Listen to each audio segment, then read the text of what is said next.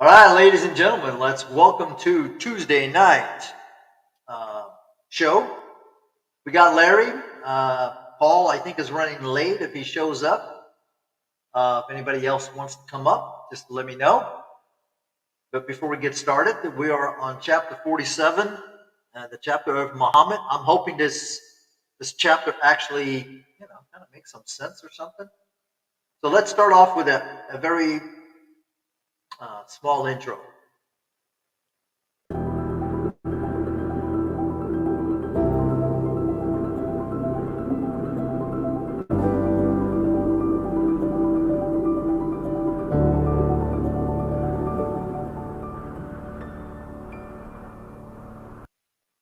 Okay, I did say it was short.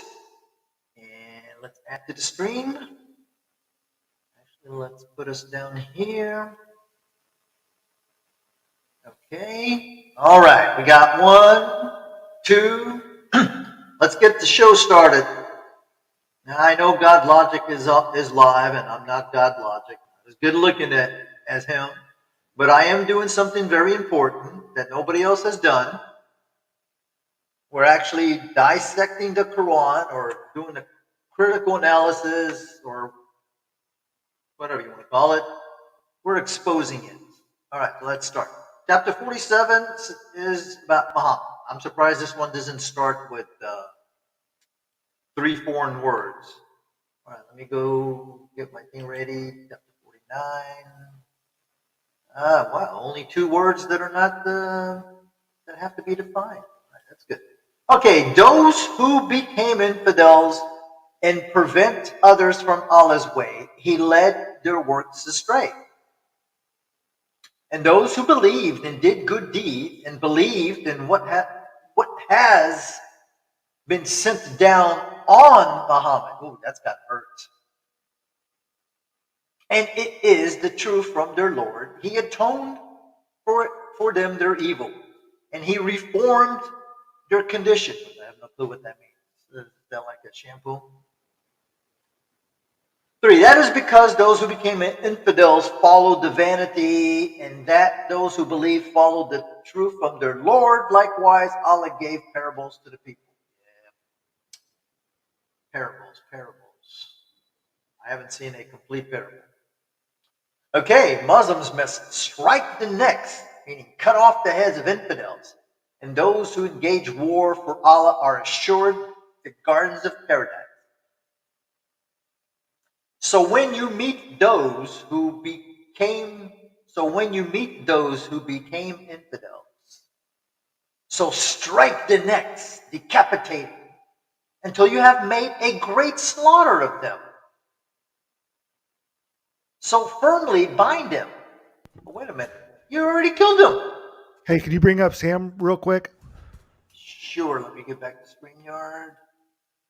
And let me bring up Sam. Welcome, Sam. Hi Sam, guys, how's it going, man? I gotta say, beautiful intro. Short, Oh, very short and concise. Yeah, and very, on point. yeah. I gotta get some. Gotta make some I, new ones. I I try to run rooms on Clubhouse, promoting your channel and tell Uh-huh. Muslims to come and read. But as Muhammad said, I cannot read, so I guess it goes for every Muslim as well. Maybe we need to send Jabril to do some squeezing. Okay, so yeah, so we're talking about striking the necks and decapitating. So when you meet those who became infidels, so strike their necks, decapitating, until you have made a great slaughter among them. So firmly bind them. Bind who? The ones that you just decapitated? Or the ones that survived? Well, who are we attacking here? Do we know? Well, the infidels, that's all we know. Well, I People, mean, is this? I'm assuming he's going to be attacking the Meccans. I mean, is that what Muslims would say? I realize that the text isn't exactly clear, but if this is about Muhammad, he's obviously attacking somebody during his lifetime. well, actually, my understanding is that he conquered Mecca without really fighting. The Meccans realized that he had overwhelming army. I mean, their numbers were just too great, so they kind of just gave in. So I don't know. I don't know. It could be the other battles that he had. Now he lost a few of them. You know, he lost when he tried to take a city that belonged to the Romans. They kicked his ass. But I'm just confused because it says when you meet those who became infidels, it doesn't say anything about them fighting you. It just says when you meet those who became infidels, so strike their necks. All right, that means decapitate them until you have made a great slaughter. Okay, so you have to make a great slaughter. But then it says so firmly bind them. I don't know what that means, or how does that reference what we just read about decapitating people? How do you bind dead people? Or maybe he means make slaves of the ones that you don't decapitate. Anyway, let's keep going. So let there either be free dismissals or for a ransom until the war is over. In this way, and if Allah wills, He will take vengeance on them. But He would rather test some of you by the other. And those who were killed, number one, those who were killed. Okay, I don't understand. How could number one be valid? Oh, okay. I know why. Because I'm in the wrong chapter. I need to be on the chapter of the conquest. Okay, during the war. Okay. I knew something was wrong.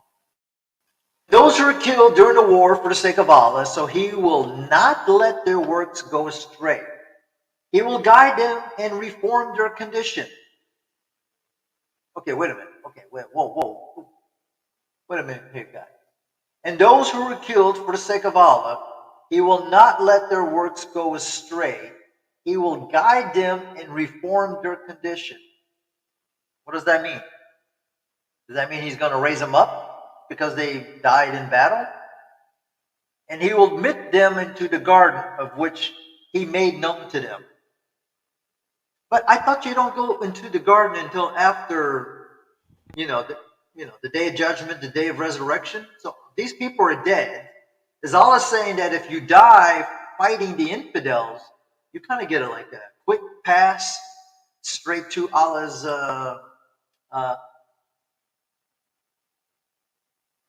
what do you call it? Allah's whorehouse. All right, I hear an echo. I don't hear an echo. Okay. How about now? You guys hear an echo? It's better now, yeah. Okay, could have been my mic here.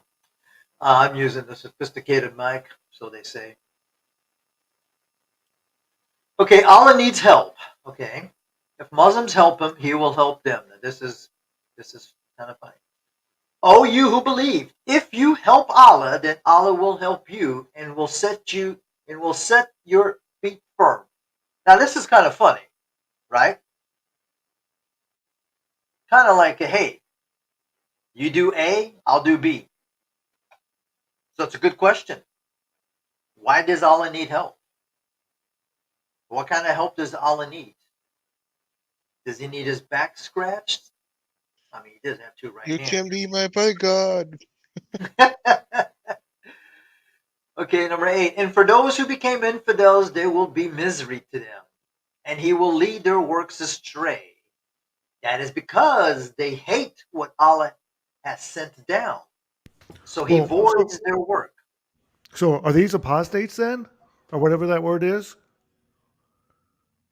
So if they became infidels, that means that they must have been believers at one time, correct?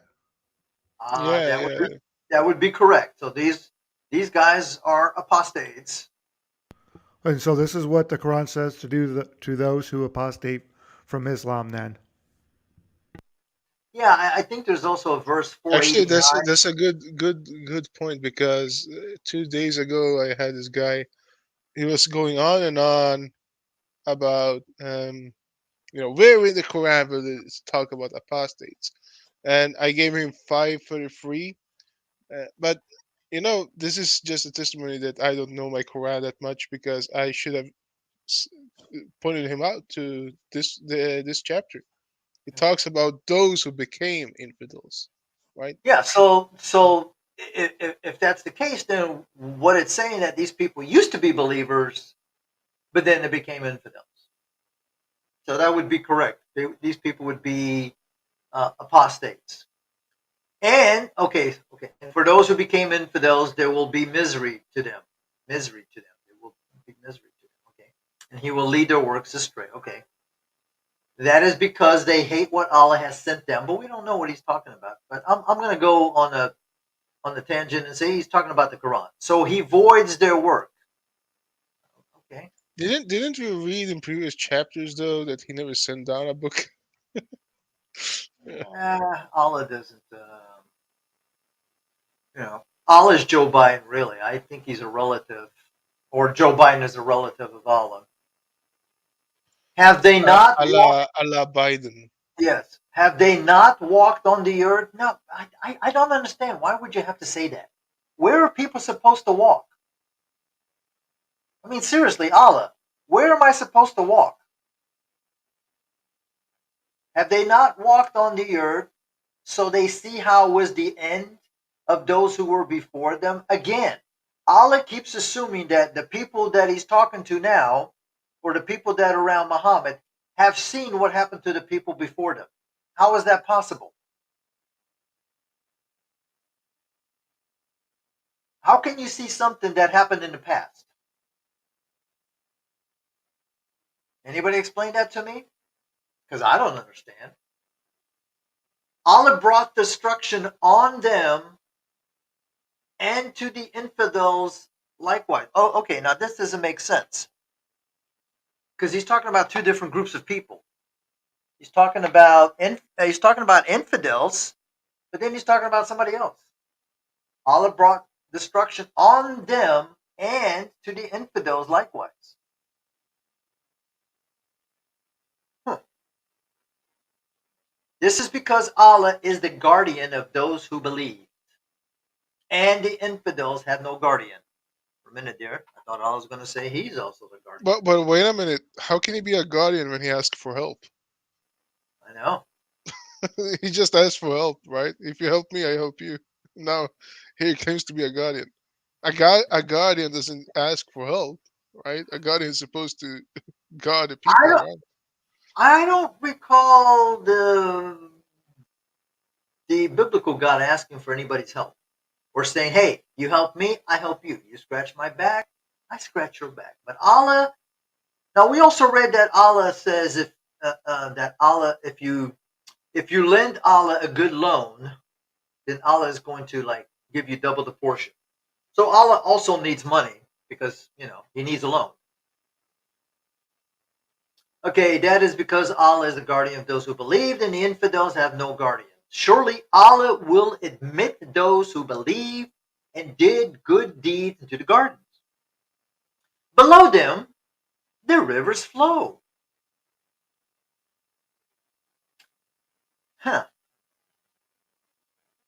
Are these people above, like maybe on the hill? Or is Allah a desert God who thinks that, waters are running underneath the desert, the sand? And those who became infidels, they enjoy and eat as the livestock eat, and the fire will be their abode. Okay, but wait a minute, I'm confused. They eat like the livestock eats? What does that even mean? Livestock eat grass. Is that talking about that the infidels are going to eat grass? And this What is another thing, actually showing that this is a man-made invention, because back in the day, yeah, it makes sense that livestock didn't eat much and man eat more. But if you look at livestock today, I'm sure a lot of livestock eats better than the people living in Sharia states, like yeah. well, let's take Yemen for example, right? Like they eat nothing because of the war, of course. But I mean, saying livestock, what the livestock eat, like so like livestock can eat pretty good, you know. Yeah. Like you can feed up your livestock pretty well. So enjoy and eat as the livestock eat. Well, it's very subjective. Yeah. All right, 13.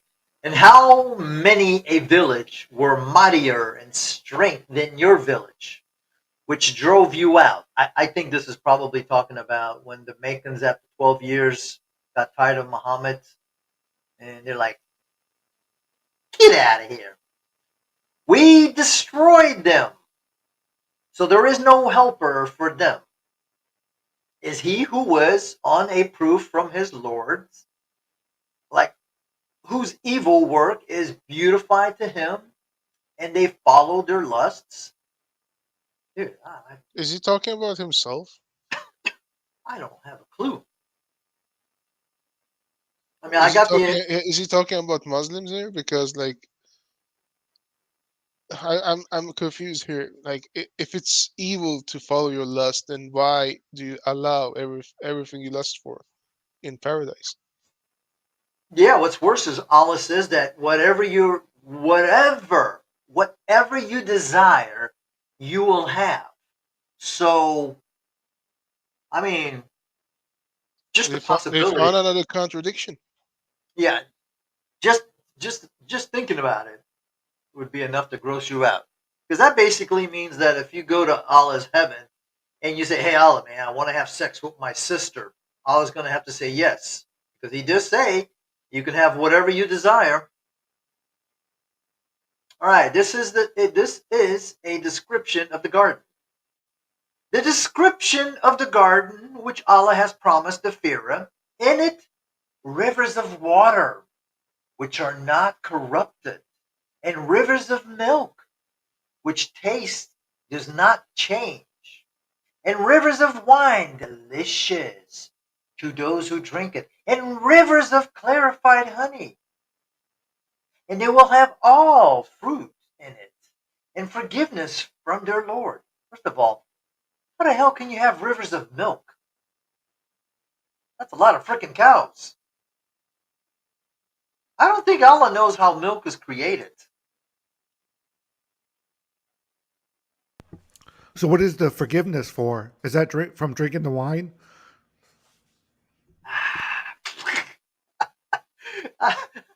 I mean, I don't know. And rivers of clarified honey. Dude, how are you going to have honey? You got to have bees.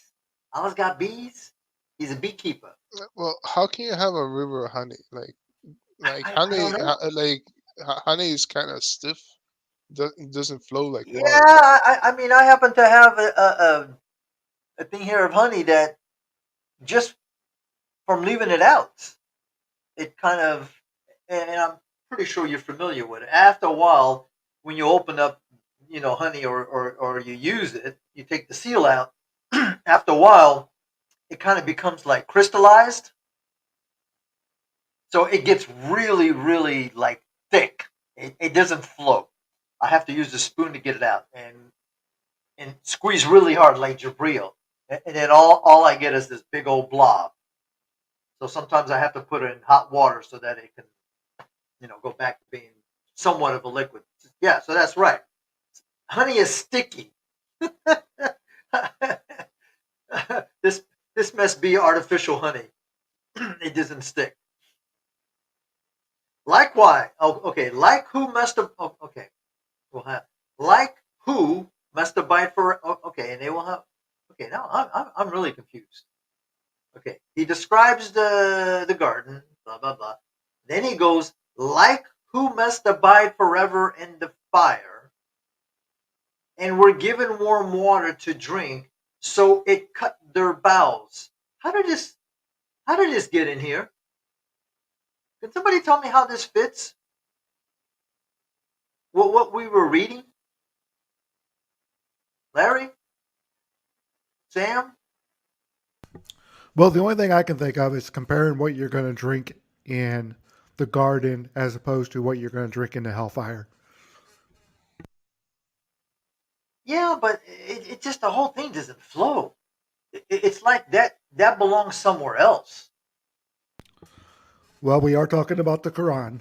That is true. That That is true.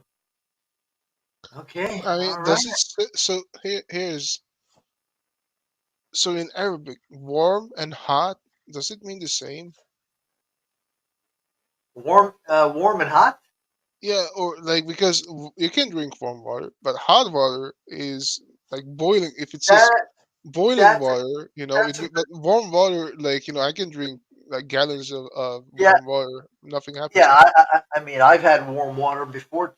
Especially with with lemon juice and some honey. But yeah, that's a very good point. That's a very good point. So we don't know Maybe what that it's means. a miracle of Allah. Could be. And don't forget that this warm water is going to cut their bowels. Okay, Yep, that's some pretty potent water, I would I'm say. telling you. Uh, Jack Daniels got nothing on that, Bubba. All right, 16. And some of them listen to you until they go out from you. Okay. They said to those who have been given the knowledge, what did he say earlier? I got no freaking I clue. mean, shouldn't he ask himself that? Like he doesn't All right, remember number two what he is said earlier. all right. So number two says scoffing at Muhammad. And what did they say earlier? Scoffing at Muhammad. So they were laughing at Muhammad. These are those whom Allah had sealed on their hearts and followed their lusts.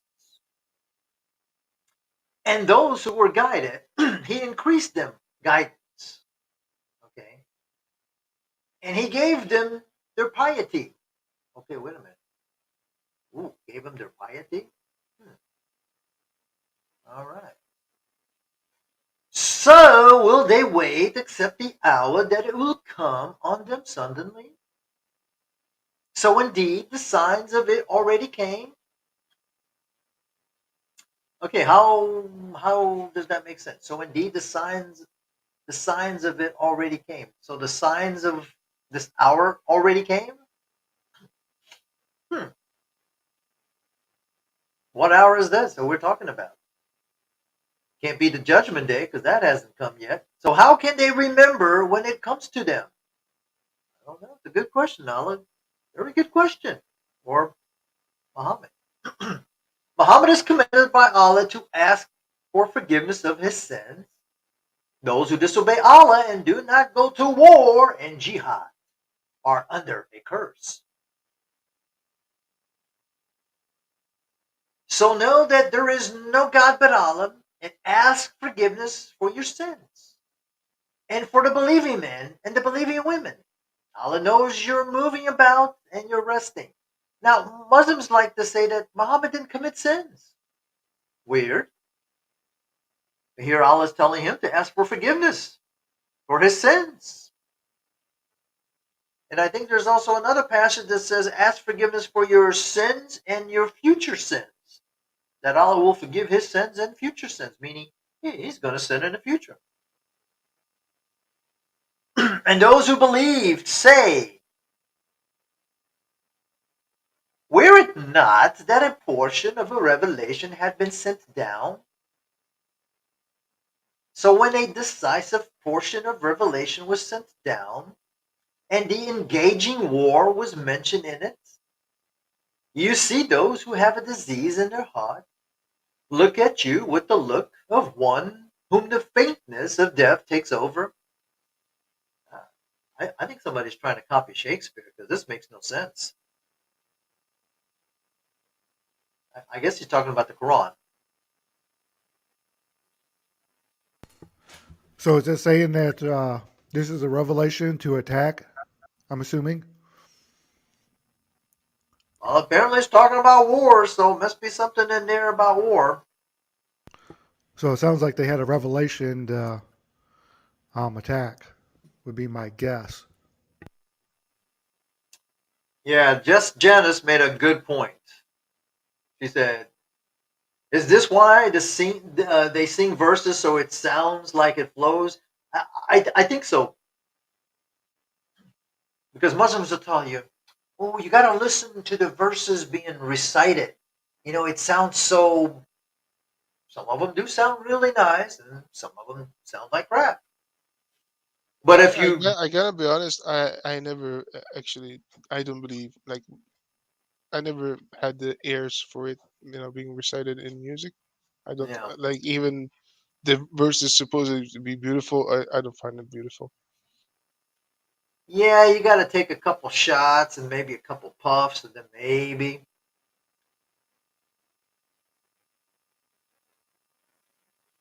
All right, so far better for them. Obedience and fair words. So when the affair is settled, so if they believed Allah, it would be better for them. Now, clearly, this has to be written so that it does sound, you know, nice when you're reciting, because it makes no sense. Obedience and fair words, and then you go into something else. So when the affair is settled, so if they believed Allah, it would be better for them. So what perhaps if you turned away? I don't know. That you vandalized on the earth and cut off your wombs. Who's he talking to? Is he talking to women? Because only women would be able to cut their wombs. Men don't have wombs. I think Allah is a liberal. All right, what's number 3? Let's see, maybe it's not really talking about wombs. Ties of kinship. Yeah. Cut off their ties of kinship. Okay. Why couldn't Allah just say that? Because it sounds kind of stupid. Those are the ones who Allah has cursed. Allah likes to curse. And so he made them deaf and blinded their sight. Oh, what a nice God. Do not they contemplate the Quran?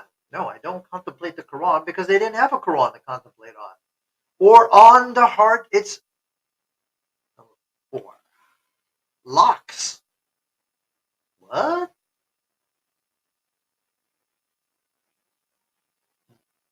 Do not they contemplate the Quran or on the heart its locks? Dude, what the hell? What does that even mean? I have no idea. I mean, seriously.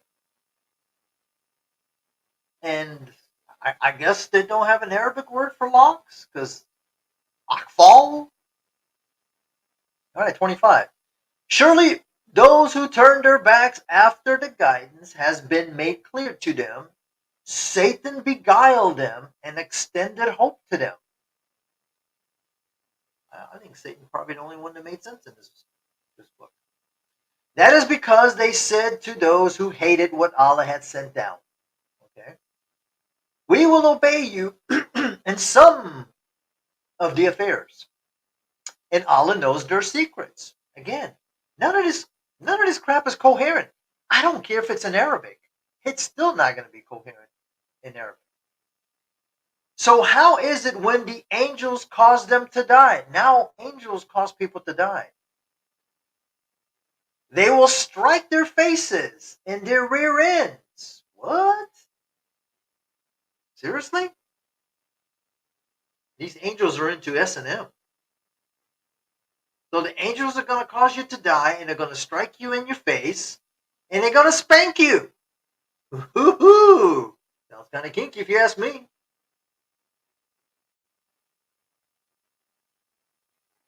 And who's he asking? That is because they followed that which angered Allah, and they hated his pleasure. So he voided their works. Okay, what pleasure would people hate? Because that makes no sense. Why would anybody hate pleasure? So is Allah's pleasure striking your face and having you butt whipped? Huh. Or do those who have a disease in their hearts think that Allah will not bring forth their malice? Okay. And if we will show them to you. So you will know them by their marks, and that you will surely know them by the tone of their speech. And Allah knows your works. Okay. Now, when is he going to show them? Is he going to show them on the day of judgment? Hey, look at that guy. See that mark on his face? That was from the angels.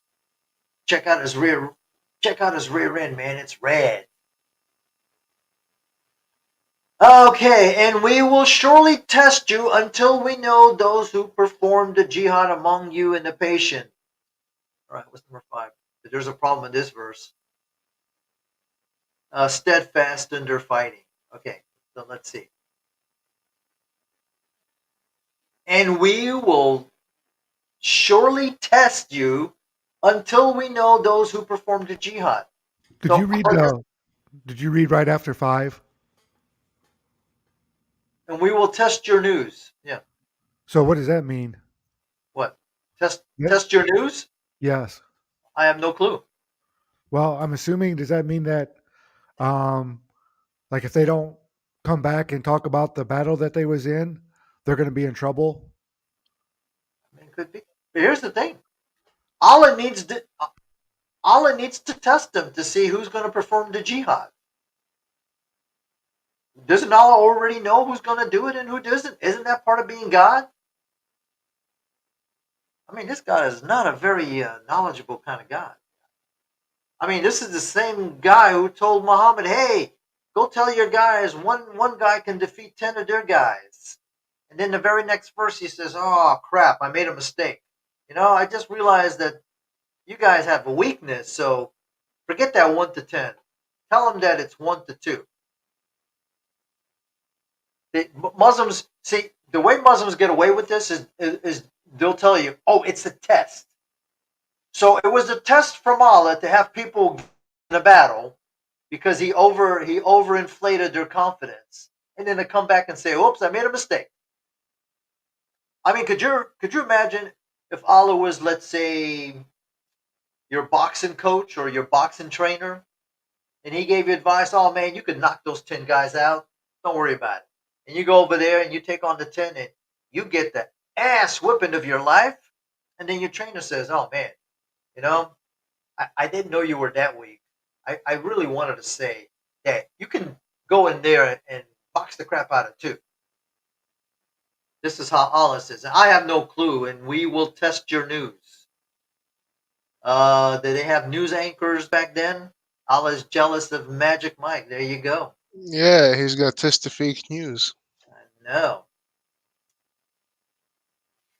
Surely those who became infidels and prevent others from Allah's way and oppose the messenger after the guidance had been clearly shown to them, they will not harm Allah anything. How can you harm a God when you can't even see God? I mean, Allah would have to be physical for you to be able to harm him. What? Allah needs a safe space? Is Allah a liberal? We need to give him a safe space so he won't be harmed. O you who have believed, obey Allah and obey the messenger, and do not make your words to be in vain. Surely those who became infidels and prevented others from Allah's way. I could have sworn I read that in verse 32. Let's And see. here is something remarkable, because usually it's "Oh you who believe," but here is "Oh you who have believed."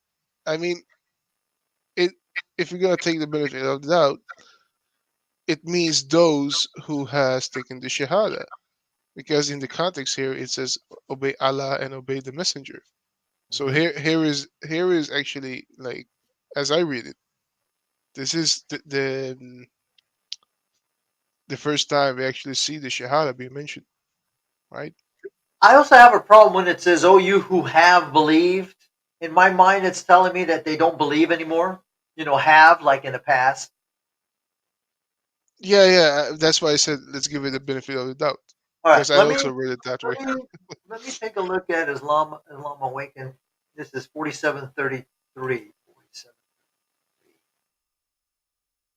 What it says. 47. Why it takes forever. Liquid courage. Okay, come on. All right. So what does the word for "oh you who" see? And in the word for word it says "oh you who believe." I don't know why Osama put "oh you who have believed" because that's in the past. I don't see any translation that says that is in the past. Oh, I take that back. Dr. Leila whatever. She says, "Oh, those who believed." Well, maybe Osama's right. It must be those who have taken the shahada, right? They swore an oath. That Yeah. means they, like, And it's in the past tense. Like, that's the only explanation. Hence, Allah and the Messenger comes to play here. all right, 34. Surely those who became infidels and prevented others from Allah's way then die while they are infidels. So Allah will not forgive them. Again, this is poor sentence construction. Surely those who became infidels and prevented others from Allah's way then die.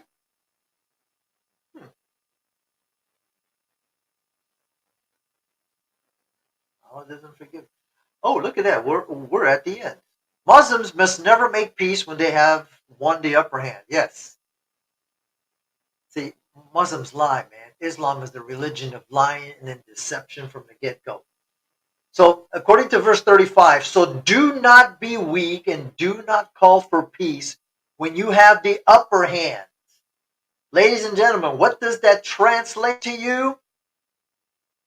That means as long as the Muslims have less numbers, they're going to be nice to you, right? They're going to preach the peaceful Islam. But then when they have the upper hand or they are the Okay, but majority, I still gotta ask, which peaceful Islam though? there isn't. But what this basically is trying to say, when Muslims are weak, or meaning they don't have the numbers, that's when you see the nice Islam. But when Muslims are not weak and they have the numbers, then that's when all hell breaks loose. If you happen to be in that country, and we see this throughout all the countries. What happens to countries as the Muslim numbers grow? You start seeing more protests, more this, more that. Oh, we want halal. We don't want this. You got to do this. We want Sharia court. We want our own little side bullcrap. People better wake up. And Allah is with you, and He will not leave from number 6, indicating will reward. Okay, doesn't even know. That doesn't make sense. And He will not leave you. Okay, even if you put that in there, it doesn't make sense. You for your works. All right. Surely the world's life is only a sport and fun. What the hell is this sport? Maybe Paul is right. I don't know. And if you believe in fear, He will give you your wages. And He does not ask you your money. I mean, seriously, why would God Like, need it's money? all about sports and money. Maybe he's like a giant football fan. Do you think He's Like, one of those that takes bets? He's the guy that takes the bets. But seriously, I why? think I think he bought Manchester City back in the But day. but why would God say? And why would God say, or the prophet say, and He does not ask you your money? Why would God even need your money? Well, wait, isn't like the tithing one of the five pillars? So technically, isn't Allah asking them for money? Are you talking about the zakat? Yeah, that's true. Yeah, but Yeah. Another the thing contradiction. is that but the zakat doesn't go to Allah. He doesn't get the money, and then it goes No, but more. he asks for money though, right? Even, like, technically, it's for Allah's sake you give. Yeah. But then it goes on. He does not ask you your money, and if He asks you for it, so He presses you, you will become stingy, and He will bring forth your malice. So he does ask for money. Well, apparently the possibility is there. Hey, I'm not asking you for money, but one day I will ask you for a favor, and you will become stingy. Let me give you an offer you cannot refuse. Oh man, they are called to spend for the sake of Allah. What does Allah get from your spending? So some of you are stingy, and whoever is stingy, so surely he is only stingy against himself. No, usually stingy people spend very well on themselves. They just don't spend well on others. And Allah is the rich, and you are the poor. What? I mean, seriously, what kind of stupidity is this? Like, this is supposed to be a holy book. Could you imagine Yahweh saying, Yahweh is the rich and you are the poor? It's almost like Allah is mocking you. Like, nah, nah, nah, nah, nah, look at all the money I got and you're poor. And if you turn away, he will replace you with another people. Then they will not be like you. This kind of reminds me of the hadith. This is weird. I'm sorry? Now, like, if this is the clause Allah have, then why is the constant need for jihad? Fight for the sake of Allah. Like, if He can replace you, then you know, then why does infidels go to hell and all of that? And if He I can mean, replace you, well, what's the problem? Like, if you don't like, go up again, please go up again. Like, this makes zero sense. Even from his own, like, we understand the Quran makes no sense, but okay, just go up to that one. which one? Yeah, if you turn away, he will replace you with another people. Then they will not be like you. So he has the power to replace people. Yet he constantly orders people to follow him. Otherwise, you'll be the infidel and so forth, right? So he Yeah. contradicts himself here because he has no need, according to him here, he has no need for anybody to follow him because he can simply replace them. Yeah. This is like, come on, like, Muslims. And How it, many it, it contradictions have we spotted in this chapter alone? and it also shows you that Allah has a need. He needs you to worship him. I mean, he's got this what do you call those people? Megalomaniac or something like that. It's like he's like, hey, I don't need you if you turn away. I'm just going to replace you with other people that will not be like you. This reminds me of the hadith where Muhammad says, if you were not to sin, Allah would replace you with people who would sin and ask forgiveness. What kind of crap is that? If you don't sin, God's going to kill you? I thought it was the opposite. If you sin, God's going to kill you. Not if you don't sin, I'm going to kill you. Okay, And this one also should be. notice that this chapter was actually more coherent than the previous Yeah, chapters. one of the few. Every now and then you'll get something that's semi coherent. Replace them with people with more money. Yeah, I can Is imagine is Muhammad is was that is that what he did to Arabia? is that could be. is that why Saudis are rich now? Yeah, Saudis are rich because of the West. Allah forgives Muhammad for his past, present, and future sins. Wow, I didn't know it was going to come that quickly. Surely we conquered for you a clear conquest. So Allah conquered? Well, that's what I'm wondering. Doesn't that pretty much prove that this wasn't a defensive battle? No, there is no defensive battle. That's all bullcrap from the Muslim. Surely we conquered for you a clear conquest, that Allah may forgive you for your past sins and your future sins, and to fulfill his grace on you and guide you to a straight way. But So wait a does minute. that? Well, go Surely ahead. we conquered. So Allah is conquering so that he can forgive you? How does that make sense? Well, or is he saying that if you participate in a battle and you do good, then you're going to be rewarded from Allah? Is Muhammad saying that because the Muslims conquered and they did it for Allah, Allah's going to forgive for your past sins and your future sins? I mean, Yep. this is Isn't just isn't that jihadi 101? sounds like it. I mean, sounds like it.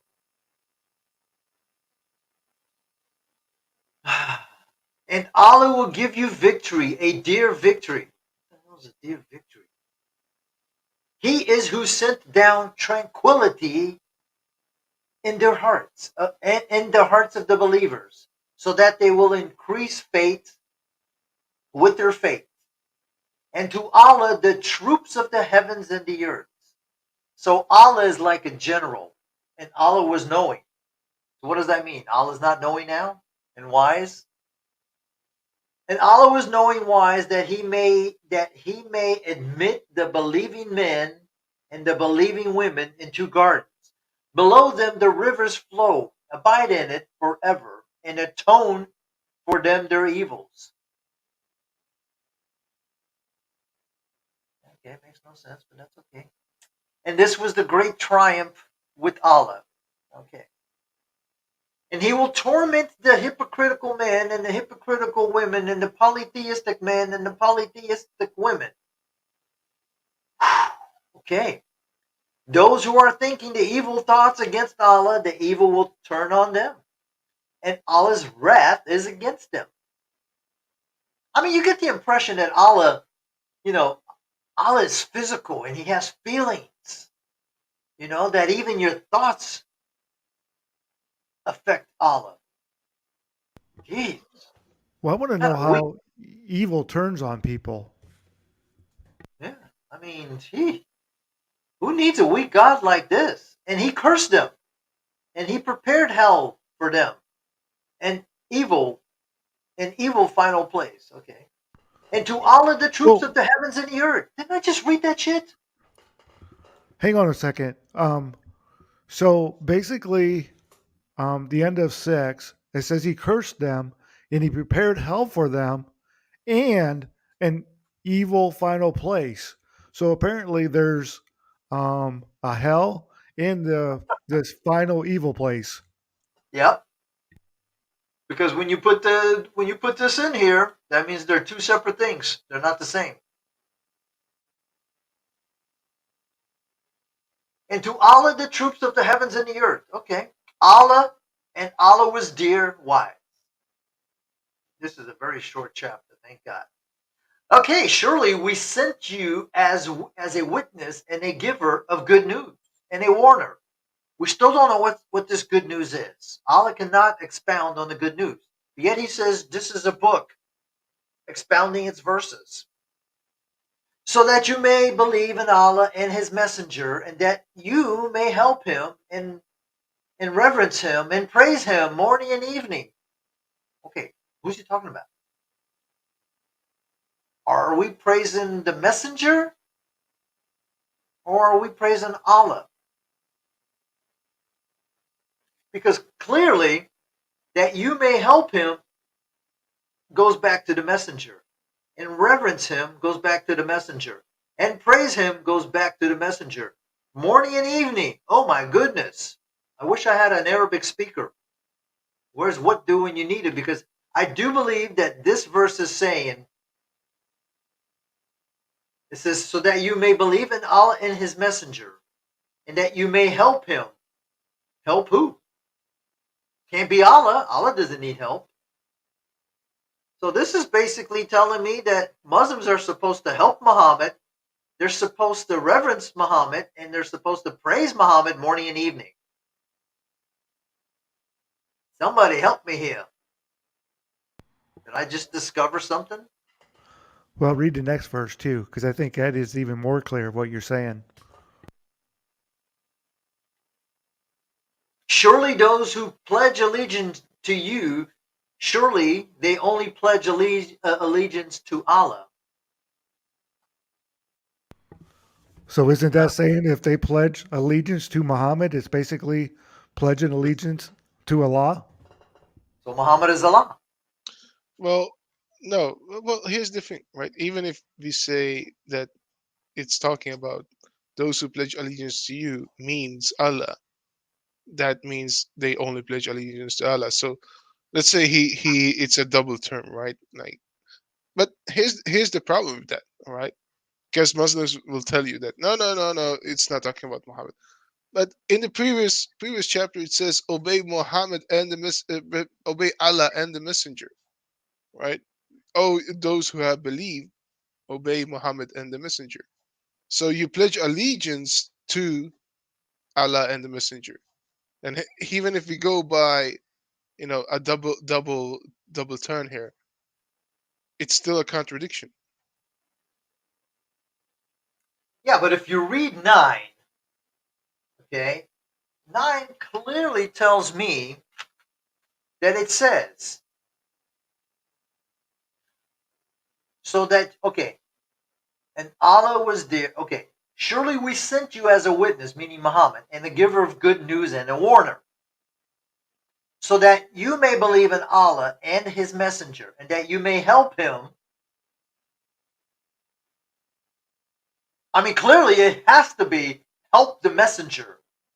But then you can't say and reverence him and go back to Allah. That doesn't work. So basically, 48:9. I have to write this down. I'm going to check with my Arabic speakers. But what I'm reading is that Muslims are supposed to help Muhammad, give reverences to him, and praise him the morning and the evening. All right. Surely those who pledge allegiance to you, surely they only pledge allegiance to Allah. Okay. So again, we are equating Muhammad with Allah. Allah's hand is above their hands. So whoever breaks this allegiance, so surely he only breaks allegiance against himself. And whoever fulfills what he covenants with Allah, so he will give him a great wage. Okay, what covenant? Everybody's Great, making a covenant great for Allah? wage, Huh? great wage. Again with money. Like Allah is obsessed with money.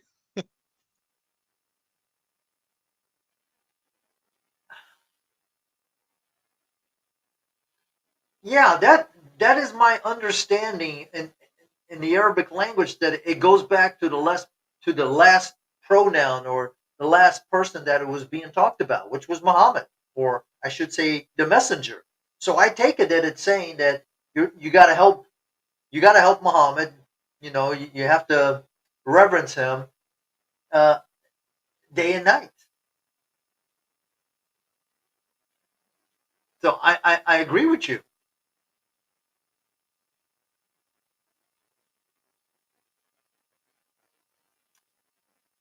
Those who did not go to war, perform jihad with Muhammad, went into the fires of hell. So you see, you have to perform jihad. The Bedouins who stayed behind will say to you, our money and family kept us busy. So ask forgiveness for us. They say with their tongues what is not in their hearts. Say, so who will have anything for you against Allah if he desires to do you harm or desires to benefit you? Yet Allah was aware of what you do. Okay, that is poor grammar. Yet Allah was aware, that's in the past, of what you do. That's in the present. And anybody disagree? Nope. Okay. Yeah, where's the school teacher when you need one? Because my English is not my first language, so I used to struggle with the English language as far as the grammar and all that other stuff. Okay, let me see. This is what 48:12. Let me see what it says in the 48:12. See what it says in this other translation. 48:12.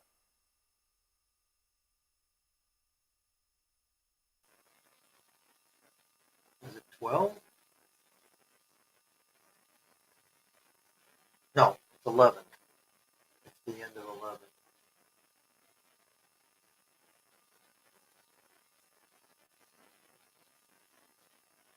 By the way, just to be clear, like on I didn't disagree with that it was talking about Muhammad. I just went with the usual Muslim retort that they would usually give us. I'm just saying that even if I'm giving them the benefit of the doubt. It's still a problem because it contradicts. But I agree that it's talking about Muhammad. Oh, that's a big one. I'm not sure where they got this from. Will say to you, those who remain behind of the Bedouins. The word for word is lying. That's not what it says. So ask for okay. Keep us keep us busy. Keep us busy our properties and our families. So ask forgiveness. Okay, I guess they are keeping the word for word. They say with their tongues what is not in their hearts. Say, then who has the power for you against Allah in anything if he intends for you harm or he intends for you a benefit? Nay, is Allah of what you do all aware? What? That's just as bad. Now somebody's corrected.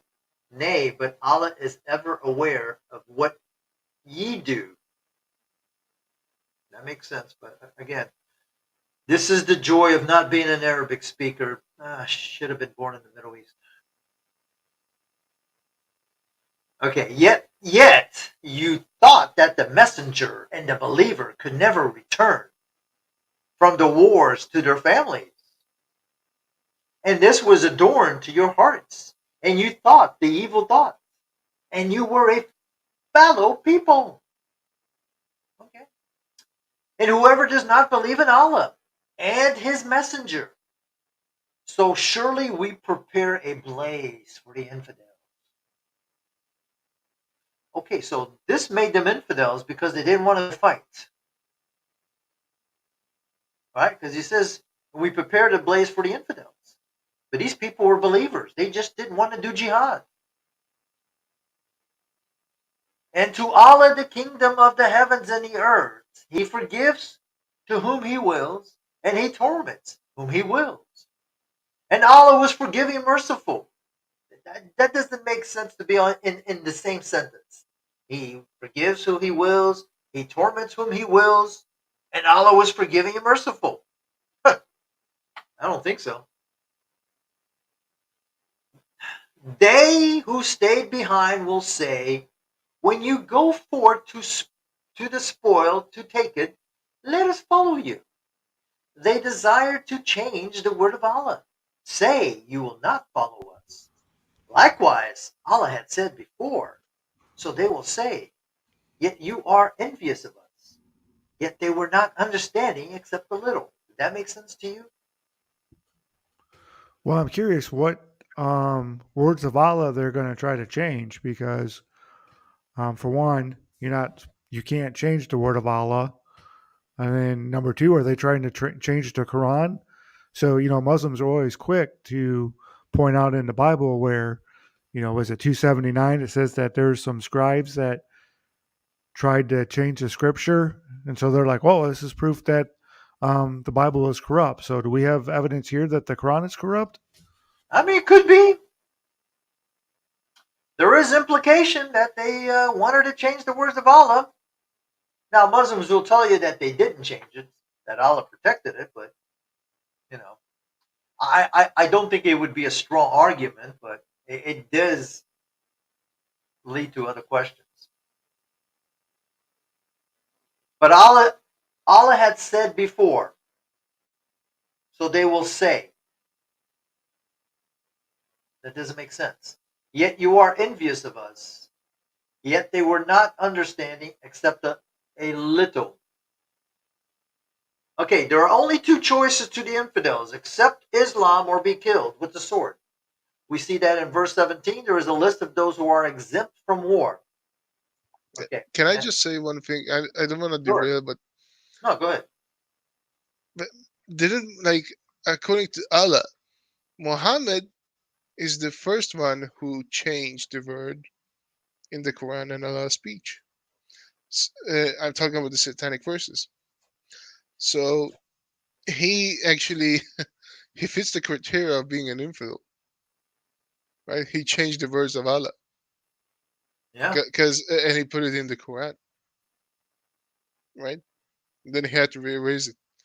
somehow Allah forgave him, but not the rest of them, because of course Allah loves Muhammad more than anything else in the world. Yeah, I don't like these people trying to scam me. All right, so let's see. So the Bedouins who lag behind in battle, you will be called to face a people of substantial, mighty valor. You will engage in war against them, or they will become Muslims. Okay, I guess there goes your two choices.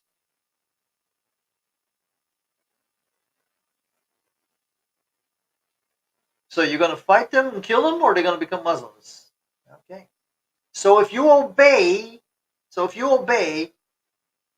Allah will give you a good wage, and if you turn away, as you turned away before, He will torment you with a painful torment. Okay, I'm confused. Say to the Bedouins who lagged behind in battle, you will become you will be called to face a people of substantial mighty valor. You will engage in war against them, or they will become Muslims. So this is what you say to the Bedouins. So if you obey Allah, He'll give you a good wage. But but why would okay, can somebody please explain this? I'm trying to wrap my head around it, and it isn't. An explanation is not forthcoming. Okay, Larry, I do guess you he's, understand? Larry, do you understand this verse at all? No, I have no clue. okay. I'm going to take a jab at. I think he's saying, okay, say to the people who lag behind, the Bedouins. So those are the ones who lag behind.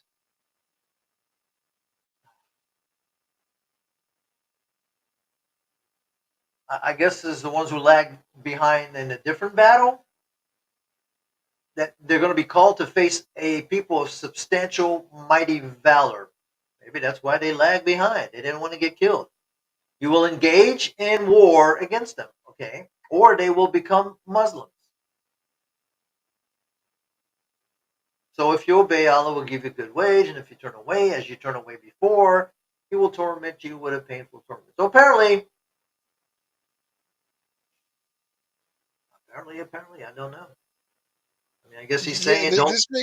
this makes zero sense. Like, so you have to obey Allah as a Bedouin to fight the Muslims, No, I think the Bedouins are the Muslims. That's the problem. but then you have to fight against them, or they will become Muslims. It makes zero I guess sense. the Bedouins who are Muslims have to fight these people that are mighty, right? So you're going to go to war against them, or they will become Muslim. So what was it that? this this Yeah, makes zero sense, man. Like, yeah. So basically, according to Osama, you have two choices.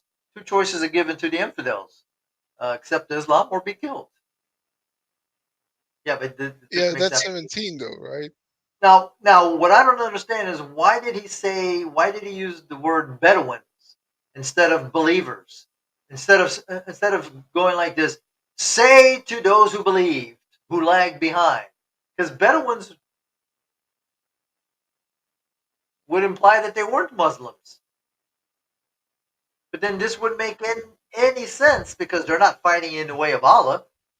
So Allah wouldn't reward the Bedouins, but He will reward the Muslims. So these are really Muslims, and the ones that don't get killed in a war, they can become Muslims or they get killed. But if you turn around and you decide, I ain't fighting, then Allah is going to do His little torment in hell. But All right? still, what doesn't get me is, Yeah, so, or like fight them, or they will become Muslim. yeah. Now here's funny. Verse 17 has to do with the Hadith where Muhammad was in a room and he supposedly got a revelation about jihad.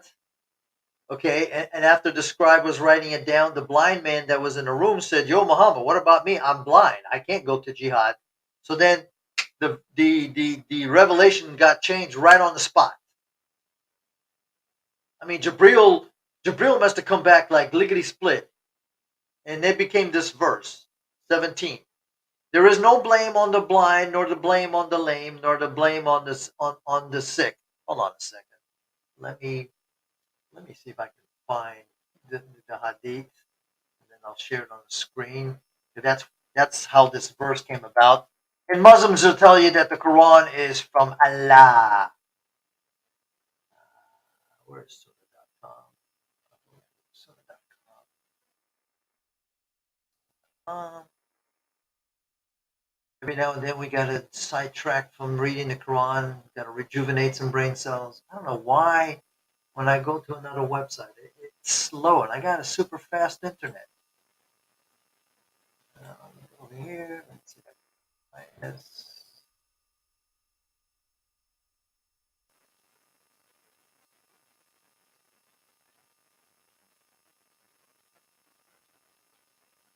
Oh man, you guys. The apostle intended to go on a journey. He used to draw lots. No.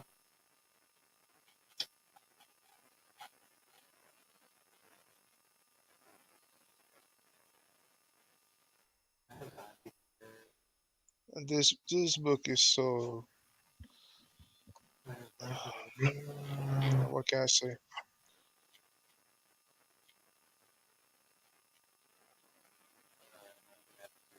I seriously doubt that the Muslims in Qatar actually sat down and read the Quran like we do. Because So, no way will anybody actually be Muslim after they read this. Like it makes no sense whatsoever. Every every verse we stumble upon, we either laugh at it, we have to like boggle our heads and ask ourselves, what does this and that mean? I need to find my notes from that I took the first time I read the Quran because, I mean, obviously reading it the second time, it is complete nonsense. And I wonder if I had that or those same feelings the first time I read it. I do remember that the first time I read it, I quit like with like 20 chapters to go because it was just the same stuff over and over and over again. And I was like, okay, this is stupid. I'm done. But um, some of my other thoughts, I'm kind of wondering.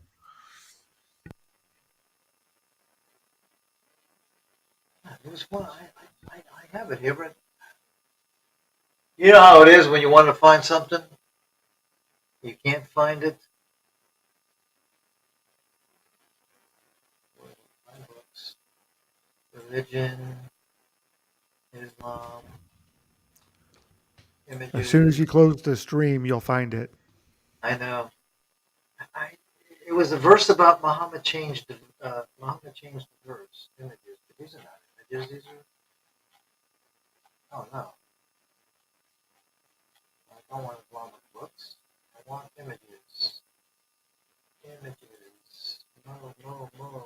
Change, change. No, change.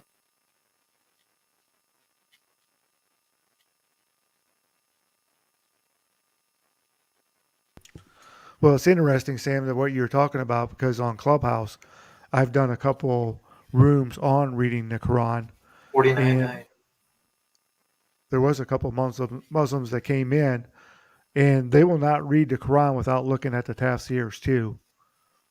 So they're already being persuaded what the Quran means from outside sources, as opposed to just reading the Quran for actually what it says.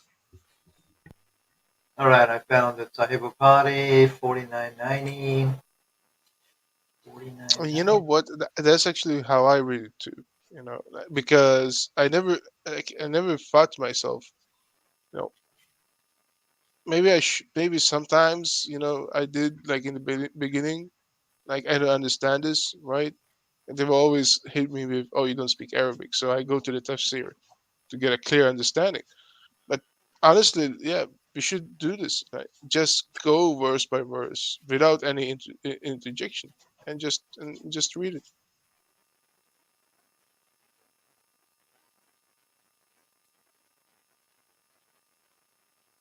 All right, let me see. Can you guys? You guys can read that, right? Yeah. Yeah. Okay, so this is Sahih Bukhari 4990. Okay, it was narrated by Al-Bara. There was revealed not equal are those believers who sit at home and those who strive and fight in the cause of Allah. That's verse 495. The Prophet said, call Zayd for me and let him bring the board, the ink pot, and the scalpula, bone, okay. Then he said, right, not equal are those who sit and at the time Amar bin Maktoum, the blind man, was sitting behind the Prophet. He said, "O Allah's apostle, what is your order for me as regards to the above verse, as I am a blind man?" So instead of the above verse, the following verse was revealed. Notice how Muhammad changed the verse. It doesn't say that Jibril brought him a verse. So instead of the above verse, the following verse was revealed. Not equal are those believers who sit at home, except those who are disabled by injury or are blind or lame, etc., and those who strive and fight in the cause of Allah. Now this says 495, but we're reading.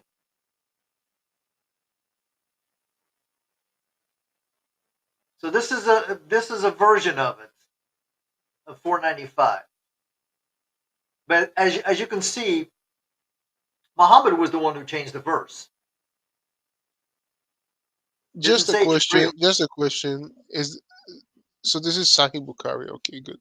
Yeah. Because they will come and ask you, well, the isnads are not correct. Well, Well, even with I know even with it's Sahih like Bukhari, it's Sahih Bukhari, like, even and with they Sahih will still Bukhari, try with isnads. right? You know, Even with Sahih Bukhari, they'll say, "Well, one guy there,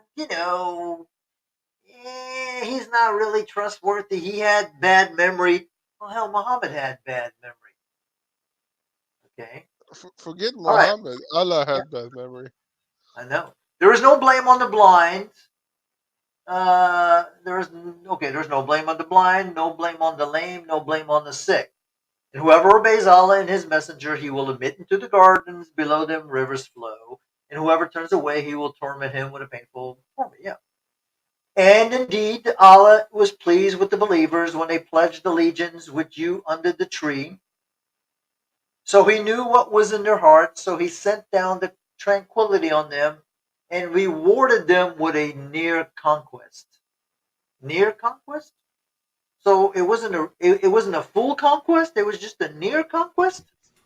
Well, I'm wondering if that's the conquest coming up. This is going to be the next battle. Because he did lose a couple battles. The Muslims will get riches as a reward for performing jihad. Aha. Yeah. I wonder if that was an incentive But you for know, killing people. you said something here. They did lose some battles, right? Yeah. So the people back home that were worried, as we read before, that people will not come home after a battle, they became infidels. Now, it stands to reason that you will think that, wait a minute, if you lost the battle, then there is no chance, like there's not a big chance of you coming back safe. So why would Allah curse them for thinking that? It doesn't. Anyway, I think I'm putting logic into Allah's mind here. Bad kafir, bad kafir. Yeah.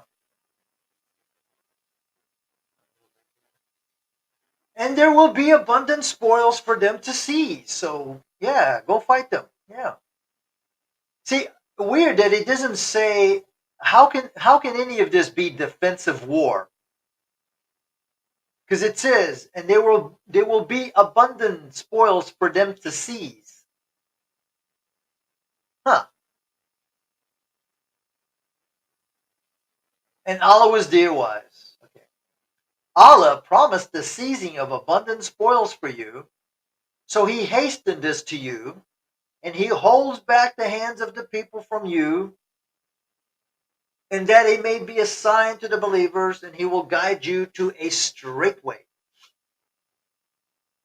And other spoils that you could not have taken. What does that mean? And Allah indeed encompassed it. What the hell does that mean? Other spoils that you could not have taken. So then Allah surrounds it? Huh. And Allah is mighty over all things. Allah is mighty? Hmm. And if those who became infidels engage in war against you, they will turn away. Then they will not find a friend nor helper. The custom of Allah, which indeed has passed before, and you will not find any change to the custom of Allah. I still have a problem with Allah having a custom. And he is who holds back your hands from you and your hands from them in the belly, in the valley of Mecca. Let me see. I don't think that word is actually Mecca. Let me see what is the verse is this? This is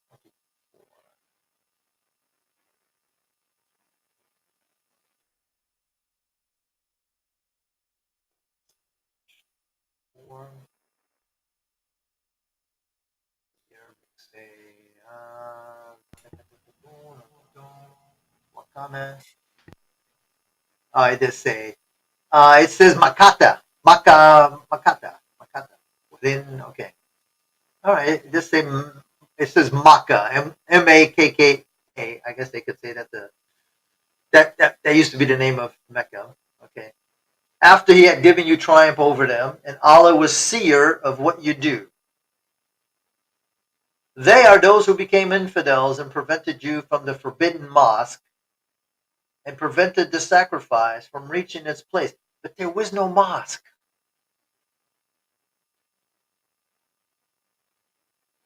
It wasn't a mosque. I don't think a mosque had been built yet in Mecca. There was just the Kaaba. And prevented the sacrifice from reaching its place. And were it not for the believing men and the believing women whom you did not know, okay, that you may have killed them, so harm would have befallen on you without knowledge, that Allah may admit into his mercy whom he wills. Had they been distinguishable, we surely would have tormented those who became infidels among them with a painful torment. That's a lot of words that I really don't understand what the hell he's trying to tell me. So, okay, I guess he's saying there were believing men and believing women in Mecca that he didn't know, that he might have killed them. And then if he would have killed them, then that wouldn't have been good. Hmm.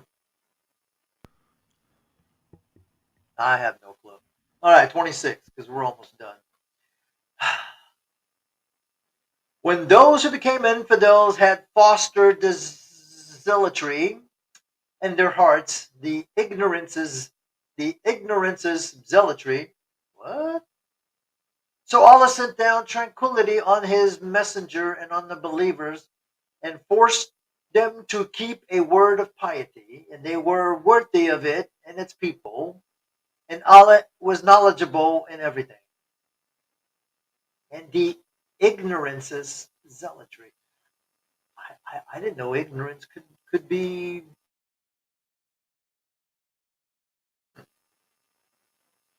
Shaving heads is a practice that was copied from pagan traditions. Yeah. Indeed, Allah approved the vision of his messenger and the truth. You will surely enter the forbidden mosque by Allah's will in security, shaving your head and making it short. Okay, wait a minute.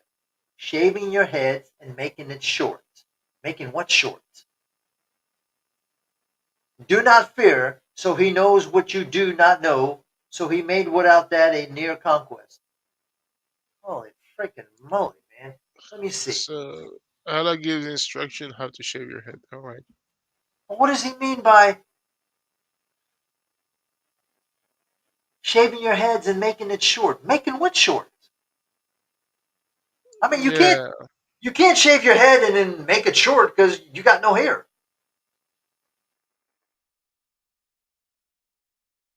First, let's see if I can see first mosque built. Let's see when was the first mosque built. There's a mosque located on the outskirts of Medina, Saudi Arabia. It was built 6 kilometers.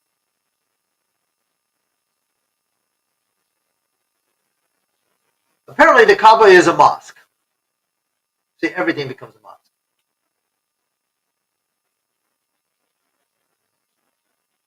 That's how they get away with it. That's how they get away with it.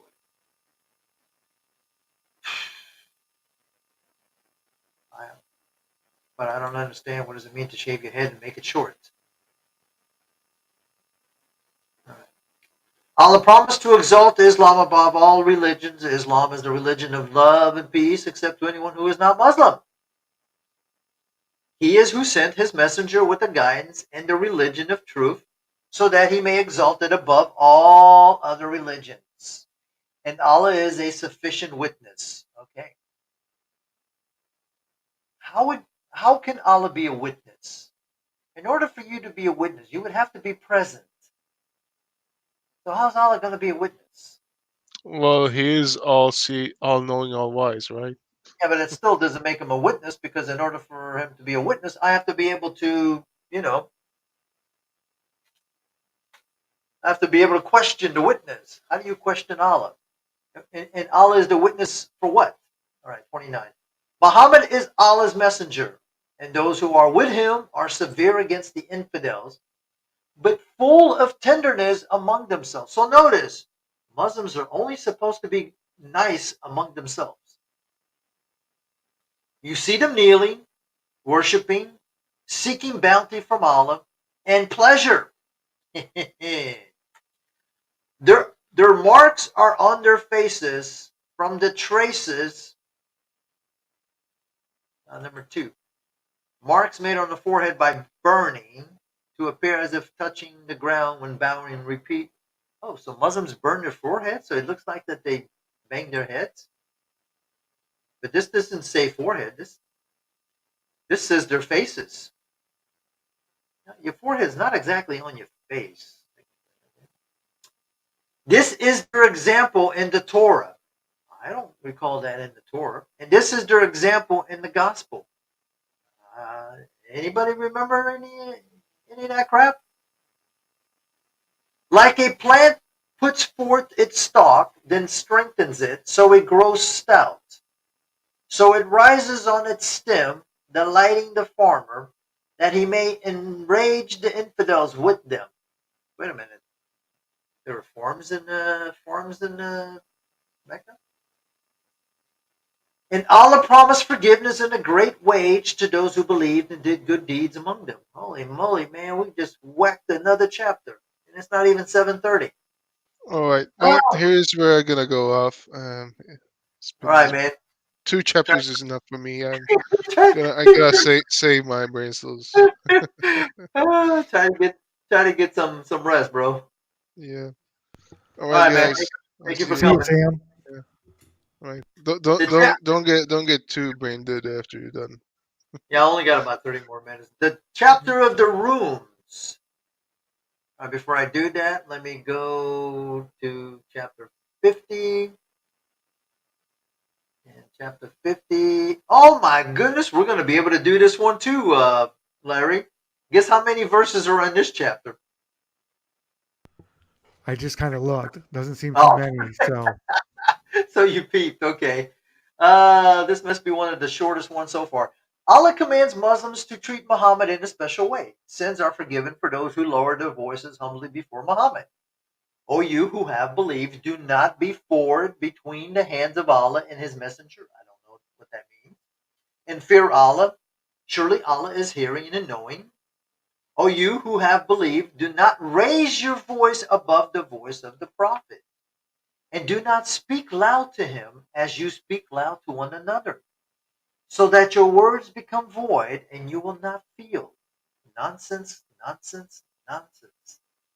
Surely those who lowered their voices before the messenger of Allah are those whom Allah tested their hearts to piety. To them, forgiveness and a great wage. Surely those who call you from behind, outside, those who call you from outside the rooms, most of them do not understand. I don't understand either. And surely if they would be patient until you have come out to them, it would be better for them. And Allah is forgiving, merciful.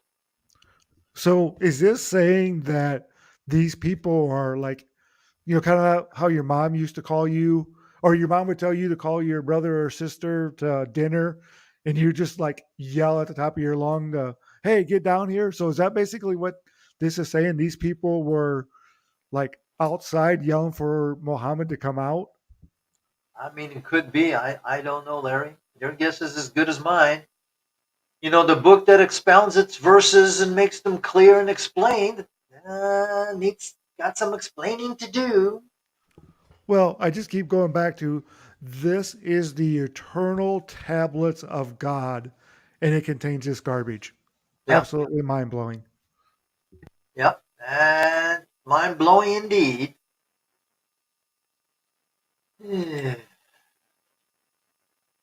And surely if they would be patient and okay, we read that number 6.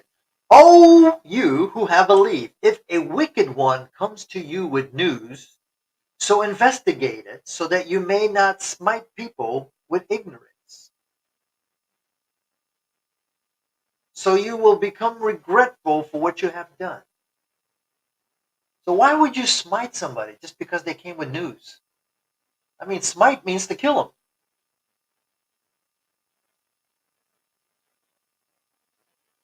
And know that among you is Allah's messenger. Okay. If he would obey you in many of the affairs, then you would have difficulty. What does it mean? That means if Muhammad obeyed them, then they would have difficulty. Well, yeah, I mean, it um, because it's talking about if wicked ones bring news, so Muhammad's got to investigate it to see if it's true or not, right? Yeah, So then I would say that here it says, if he would obey you in many of the affairs, then you would have difficulty. So um, is this saying that if people trick Muhammad and lead him astray, they're going to face difficulty? Or is Muhammad going to face difficulty for believing people that are leading him astray? absolutely no clue, Larry. But Allah makes you to love the faith and has adorned it in your heart and makes you to hate the infidelity and the transgression and the disobedience. Those are the rightly guided. Okay. Bounty from Allah in His grace, and Allah is knowing wise. I mean, things just pop in out of nowhere that you're like, huh? Muslims are brothers. They can only engage in war against another Muslim if they are wrongdoers, and then only for reconciliation. If the two parties of the believers should engage in war, so reconcile between them. So if one of them wrongs the other, so engage in war against the one who does the wrong until they come back to Allah's command. All right, so kill them until they come back. So if they return, so reconcile between them with justice and be fair. Kind of reminds me of the apostate wars. Well, yeah, I was going to say. Now we know why Muslims blow Muslims up all the time. Yeah. Surely Allah loves those who are fair. Surely the believers are only brothers. So reconcile between your brothers and fear Allah. Perhaps you may be shown mercy. This is the religion of perhaps, or maybe, or surely. O you who have believed, let not any of the people scoff at other people, perhaps they are better than them, and not women at women, perhaps they are better than them. And do not defame yourselves, nor call one another by nicknames. Ooh, Allah doesn't like nicknames. Evil is the name of lewdness after the faith, and whoever does not repent, so those are the unjust. O you who have believed, avoid much of the conjecture. Surely some of the conjectures are sin. And do not spy on, and do not backbite one another. Does any one of you love to eat the flesh of his dead brother? So you hated it. Backbiting. So you hated it, backbiting, and fear Allah. Does any one of you love to eat the flesh of his dead brother? Okay, I don't understand. What does that, how did I get in there? Or how does that relate to what we just read? Now we're talking about cannibalism here. Come on. I have no clue. I mean, I got the backbiting, but how did the backbiting turn into asking if they love to eat the flesh of his dead brother? But hey, fear Allah. Surely Allah is relenting, merciful. Well, you people, surely we created you for male and female. Okay.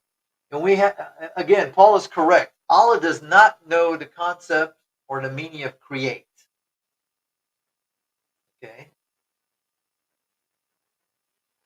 We have made you into peoples and tribes so that you may know one another.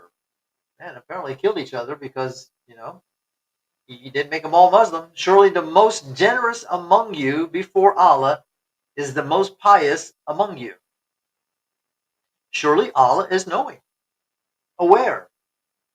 Well, I mean, if he's knowing, he would be aware. The Bedouins said, we believe. Say, you did not believe. So the Bedouins are not believers, apparently. So what we read above did not make any sense.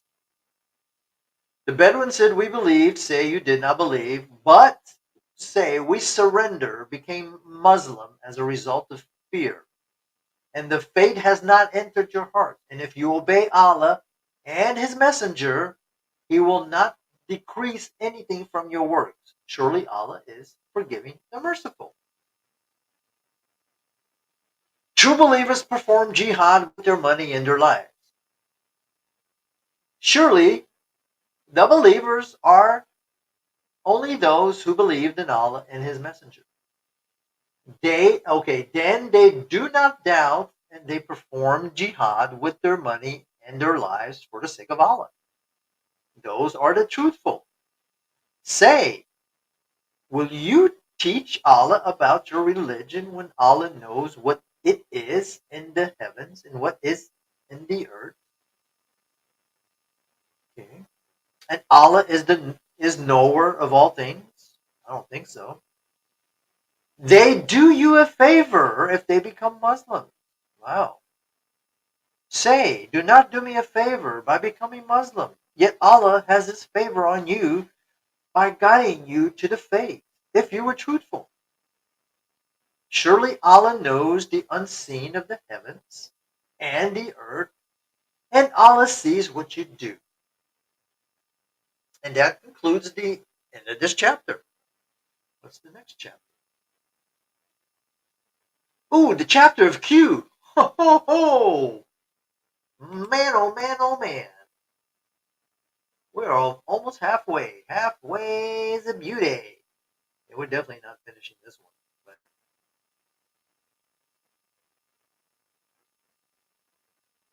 yeah. I'm trying to decide if I should even go onto this one. What do we got? We got 26 minutes. I think we're going to stop here, Larry. I think we've Lost enough brain cells. That's fine with me. Whatever you want to do. I mean, we did what? We did 47, 48, 49. I mean, that's not bad. 3 chapters in about an hour and a half. Can't complain. Well, thank you, Repent. Darcy, good to see you. Marion. Okay, everybody that was on the chat, thank you. I'm gonna call it a early night. 3 chapters is good enough. I don't want to lose any more brain cells because I might need it. I don't know if I'm gonna do a show tomorrow or Thursday. It depends. Well, Thursday, if Paul doesn't do his show, then we'll do one. Tomorrow, I don't know. I got stuff to do, and I don't think I'll be done by 6. But we'll see. I mean, if you're subscribed, you'll get a notification. If you're not subscribed, come on, gotta get me to 1,000. Larry, thank you.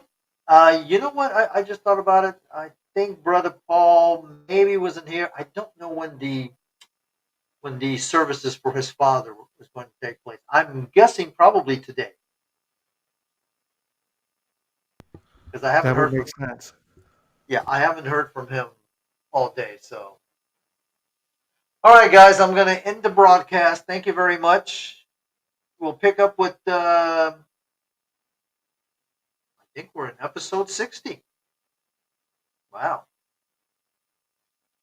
So we only got 64 more to go. All right. We're getting there. We're getting there. All right. Thank you, guys. And I'll see you guys again on our next show.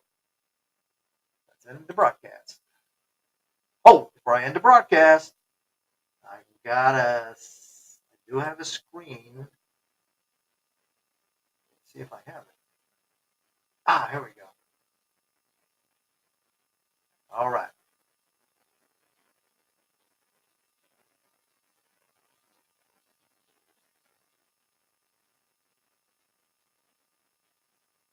I just blocked some of the text. Yeah, I'll have to add some music to that, but I'll do it one of these days. Well, thank you, and good night or good morning for some of you. We'll see each other again, God willing.